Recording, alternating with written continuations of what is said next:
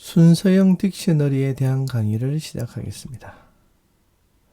순서형 딕셔너리도 디폴트 딕셔너리와 마찬가지로 파이썬의 내장 자료형이 아니라 표준 라이브러리의 컬렉션 모듈에 있기 때문에 임포트 문으로 collections 모듈을 불러온 후에 사용할 수가 있습니다. 그리고 순서형 딕셔너리는 딕셔너리의 합의 클래스입니다. 따라서 딕셔너리의 모든 연산자와 메소드를 사용할 수가 있습니다. 그런데 기본 딕셔너리와의 차이점이 있는데요. 이것을 입력하는 객체 값을 저장하는 방식인데 다음 페이지에서 설명을 하겠습니다. 일반 딕셔너리와의 차이점이 객체를 저장하는 방식이라 했는데요. 일반 딕셔너리는 어떻습니까? 순서가 없이 객체를 저장하죠. 하지만 말 그대로 순서형 딕셔너리는 객체를 담을 때 추가하는 순서대로 객체를 저장을 합니다. 그리고 딕셔너리가 담고 있는 객체를 삭제할 때 사용하는 팝 아이템 메소드가 일반 딕셔너리와 약간 다른데요. 순서형 딕셔너리의 경우에 팝 아이템에다가 이렇게 설정을 할 수가 있습니다. last를 true가 이제 기본 값이고요. 이것을 이제 false로 이제 설정을 할 수가 있는데 딕셔너리에서 이제 어떤 값을 삭제할 때 키와 매핑 값 투플형으로 그 값을 반환한 후에 이제 딕셔너리 삭제하지 않습니까? 이때 만약에 매개 변수 last의 전달 인자가 이 기본 값인 참이면요. 후입 선출이라 해서 이제 life라 하죠. last in 이제 first out. 마지막에 들어간 게 이제 처음 이제 나오게 되는. 그러니까 이제 맨 마지막에 있는 거 먼저 제거를 하고요. 이게 이제 만약에 false로 이제 설정을 하게 되면은 선입 선출입니다. FIFO라 해서 first in first out으로 가장 먼저 들어간 값을 가장 먼저 꺼내서 제거를 하게 되는 그런 형태라고 보시면 되겠습니다. 또 하나 이제 좀 유의해야 할 점은요. 이제 입력한 순서대로 이제 어떻게 보면 정렬을 해서 딕셔너리를 만드는 거죠. 순서대로 이제 만드니까 리스트와 굉장히 비슷합니다. 이런 부분에서. 그렇기 때문에 이제 일반 딕셔너리를 사용하지 않고 순서형 딕셔너리를 사용할 때는 딱 두 가지 경우의 의미가 있는데요. 첫 번째는 여러 번에 걸쳐서 딕셔너리를 순회하는 경우입니다. 이 말은 이제 뭐냐 하면은 순서가 있기 때문에 같은 방식으로 처음부터 마지막까지 하나씩 꺼내서 이렇게 이제 순회를 하는 거죠. 예를 들면 포문 같은 경우에서도 순서대로 이렇게 꺼내서 하기 때문에 굉장히 예측 가능하게 할 수가 있는 거고요. 그리고 이제 또 다른 거는요. 순회형 딕셔너리를 만든 후에는 이제 계속 객체를 추가하거나 뭐 이런 식으로 하는 것은 좋지가 않습니다. 한번 만들고는 그 순서를 그대로 유지해야 되겠다라고 생각할 때 사용하는 것이 좋다라고 보시면 됩니다. 그래서 이런 경우가 아니고는 그냥 일반 딕셔너리를 사용하는 것이 좋습니다. 그래서 뭐 순서형 딕셔너리를 그렇게 많이 사용하지는 않는데요. 이렇게 나와 있으니까 이 강의를 통해서 소개를 합니다. 그러면 먼저 이제 코드를 한번 보겠습니다. collections 모듈에서 이렇게 from collections 하고 import를 해서 order the dictionary를 이제 불러오고요. 그리고는 이제 딕트 생성자를 가지고 여기 있는 5개의 값을 가진 일반 딕셔너리를 만듭니다. 일반 딕셔너리를 만들었죠. 그리고 나서 이제 이 일반 딕셔너리 순서가 사실은 없습니다. 그리고 나서 이제 어떻게 하냐면은 요 일반 딕셔너리에서 이제 키 값을 기준으로요. 여기 키는 이제 키보드, 드럼, 기타, 베이스, 색소폰이 되겠죠. 이 키 값을 기준으로 이렇게 솔팅을 하게 됩니다. 여기 보면 order the dictionary 이렇게 만들게 되죠. 그러면은 키 값에 이제 오름차순, 가나다 순으로 이렇게 솔팅이 돼서 기타, 드럼, 베이스, 색소폰, 키보드 이런 식으로 나열을 하게 됩니다. 그런데 또 요 이제 정렬하는 순서를 우리가 좀 바꿀 수가 있겠죠.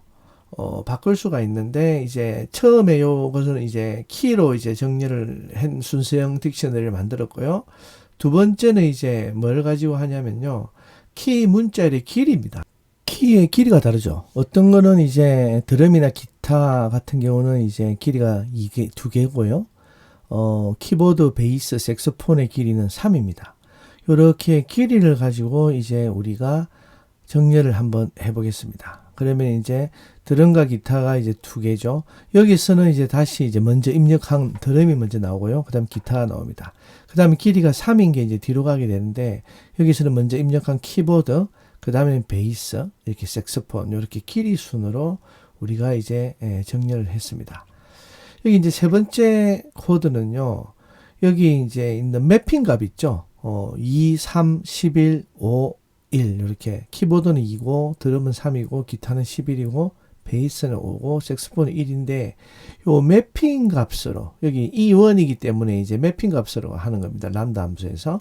우리 아직 람다 함수는 배우지 않았으니까, 일단, 혹시 이해가 안 되더라도 그냥 제 설명만 듣고 넘어가시고요. 나중에 함수를 배우고 나서, 람다 함수를 배우고 나서 다시 이 코드를 보시면은 훨씬 이해하기가 쉬울 겁니다.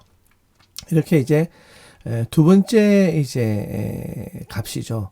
키보드가 첫 번째고, 그 다음에는 2. 요게 이제, 즉, 키가 첫 번째고, 2의 1. 두 번째가 이제 매핑 값입니다. 이것에 이제 리버스가 추루가 되죠. 그래서 정렬을 할 때, 오름차순이 아니라 내림차순을 하게 됩니다. 그 말은 가장 높은 거, 즉, 여기 보면 기타가 11을 갖고 있으면 기타가 가장 높겠죠. 그렇게 해서 정렬을 하기 때문에 이렇게 매핑 값이 가장 높은 기타, 그 다음 베이스, 드럼, 키보드, 색소폰, 뭐 이런 순으로 이제 우리가 정렬을 이제 할 수가 있겠습니다. 다음 예를 한번 보면요. 여기서는 이제 우리가 프룻이라는 리스트를 만들었고, 그 리스트 안에는 3개의 객체가 들어 있습니다. 그것은 투플로 되어 있는데요. 첫 번째는 문자열, 과일 종류인 것 같습니다. 두 번째는 이제 개수겠죠. 이렇게 이제 정수가 이렇게 나와 있는데, 이것을 일단 가지고 솔팅을 하게 되죠. 여기 이제 첫 번째 오더드 딕셔너리는 요 리스트를 이제 솔팅을 합니다. 솔팅을 하게 되면은 첫 번째 값을 기준으로 먼저 이제 솔팅을 하게 됩니다. 그래서 과일 이름으로 이제 정렬한 순서형 딕셔너리를 만들겠죠. 그래서 이제 가나다 마바 순으로 해서 바나나, 블루베리, 사과 이렇게 되었습니다. 두 번째는 이제 앞서 예와 마찬가지로 이제 첫 번째 이제 튜플의 첫 번째 값의 길이입니다. 그래서 여기 보면은 이제 블루베리는 이제 길이가 4개고요. 사과는 2개고 바나나는 3개죠. 요 길이를 순으로 이제 오름차 순으로 이제 이렇게 정렬을 하는 이런 코드가 되겠습니다. 오더드 딕셔너리는. 그래서 여기서 만든 딕셔너리는 이렇게 사과, 바나나, 블루베리 이제 순으로 순서가 정해진 딕셔너리를 만들었고요. 그 다음에는 이제 두 번째 값이죠. 2의 1이니까 인덱스 1이니까 두 번째 값은 51, 19, 25, 즉 매핑 값입니다. 이 매핑 값의 순서를 역순으로 하니까 이제 내림차순, 그러니까 가장 재고가 많은 과일 순부터 하겠죠. 여기 보면은 블루베리가 가장 많은데요. 이 코드에서 이제 이 코드를 가지고 한번 오더드 딕셔너리를 만들고 실행해 보면 실행 결과가 이처럼 예상한 대로 블루베리, 그 다음에 바나나, 사과가 19개로 제일 작습니다. 이렇게 해서 이제 순서를 정해서 우리가 만들 수 있다. 이렇게 보면 됩니다. 그러면 이런 순서형 딕셔너리를 가지고 어떻게 우리가 응용을 할 수 있나 한번 보겠습니다. 왜냐하면 순서형 딕셔너리는 입력한 순서대로 이제 우리가 가지고 올 수 있기 때문에요. 이렇게 순서형 딕셔너리를 가지고 우리가 해야 될 우선순위 아니면 먼저 해야 될 순서를 정해서 이렇게 입력을 할 수가 있습니다. 여기 보면은 이렇게 태스크에서 오더드 딕셔너리라고 해서 빈 오더드 딕셔너리, 즉 순서형 딕셔너리를 만들고요. 그 다음에는 텍스트의 키 값이 1이고, 그 다음에 매핑 값이 이메일 확인 및 답변, 그리고 키 값이 2이고, 매핑 값이 강의 준비, 이런 식으로 한 딕셔너리를 만들었습니다.